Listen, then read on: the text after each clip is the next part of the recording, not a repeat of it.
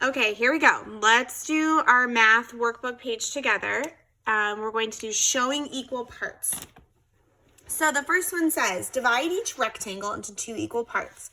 Show 2 different ways. Let me zoom in so you can see this a little bit better.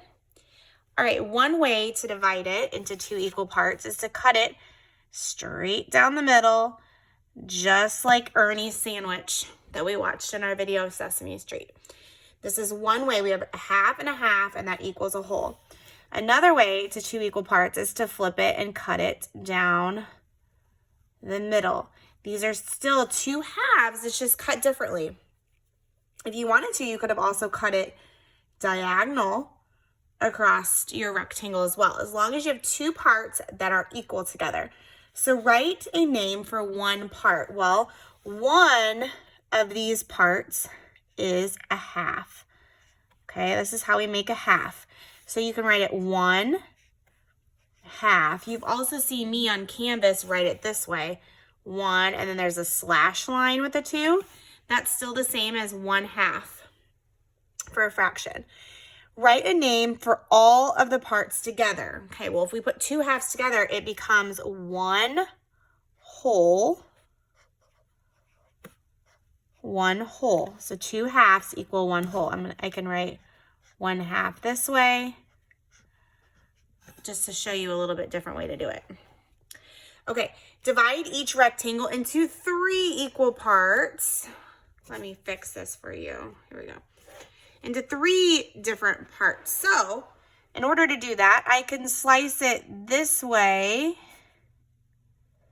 just as long as the sides are equal, because it wouldn't be fair if I had 3 friends over and 2 of us got the same amount and someone got something different. Again, you can split it long ways like this as well. And now we have 3 equal parts. So now the fraction changes. This becomes 1 out of 3 parts. And I write it like this: 1 third, 1 third, and 1 third. Same thing over here. I can write it this way: 1 out of 3. This would be 1 out of 3, and then 1 out of 3, 1 third. Okay, so write a name for one part. Well, it's 1 third or 1 third. Okay, write a name for all of the parts together. Well, all of the parts together equal 1 whole. If we put them all together, it equals 1 whole, or we could say 3 over 3, which is still equal to 1. It says pick one of the rectangles from problem number 2. How could you show that the parts are equal? Well, you can cut or divide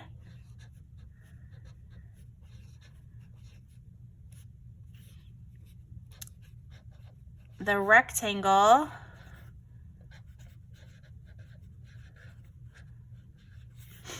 into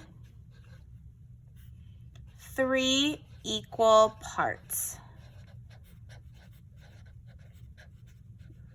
Period. Okay, if you have big handwriting like me, make sure you write it nice and neat and try to squeeze it onto the lines. Okay, so check your work with mine.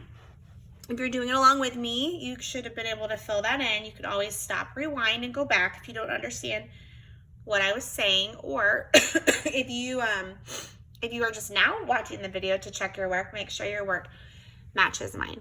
Okay, let's take a look at page 221, and we're still showing equal parts, and it says divide this rectangle into 4 equal parts. So what I can do is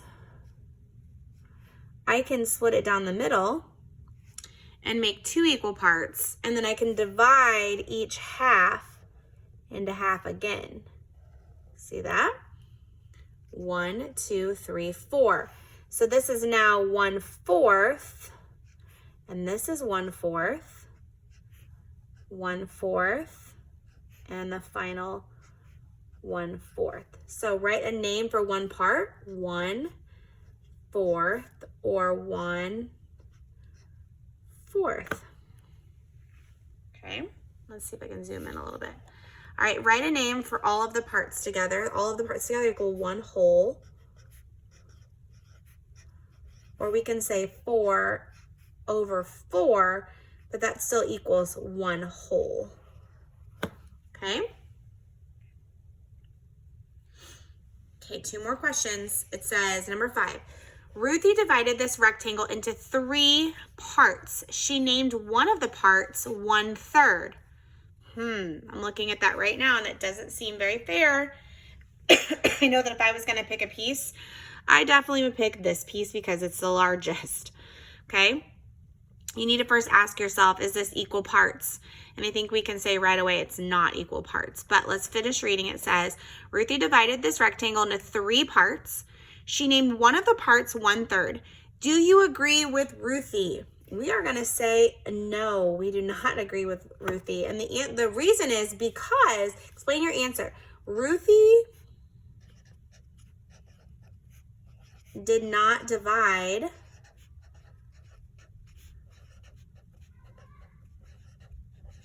the rectangle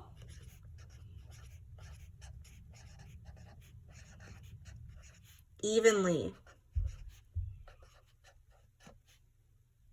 Okay?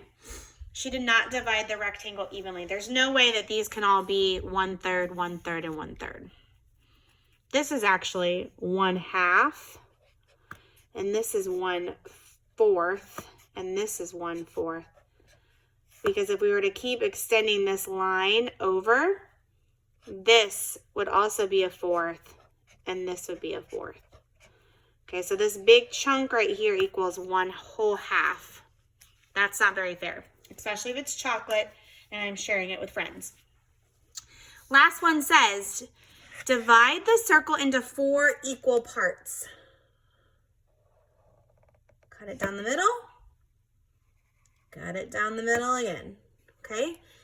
Are all the parts equal? Yes, they are.